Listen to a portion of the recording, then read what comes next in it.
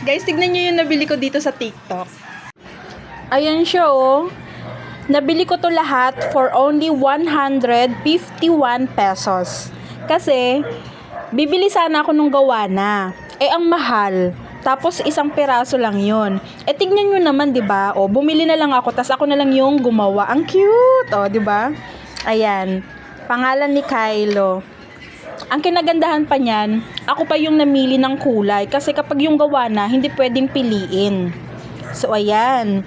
Tas, ang haba ng tali.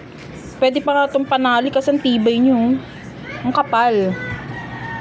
So, ang magagawa ko dito, dalawa. Makakagawa na ako ng dalawa. Worth 151 lang. O, diba? Mas nakatipid. Tapos, nag-enjoy pa ako kasi ako mismo yung gumawa. Tignan nyo. Nalibang ako. Ang ganda, diba? O. Pansabit to sa bag. Pwede din sa mga tumbler. Ayan. Kylo. O, diba? Kasi, ang paboritong kulay po ni Kylo ay blue. So, ayan. Ang cute, diba? Pwede na itong pang negosyo. O, sa mga gusto magpagawa dyan, pwede kayong mag-message sa akin. Yun nga lang, pre-order. Syempre, bibilhin ko pa yung mga materyales, diba? O, bili na din kayo. Ganyan na po pala siya, pag nakasabit na sa bag ni Kylo. O, diba? Hindi na mawawala yung bag niya.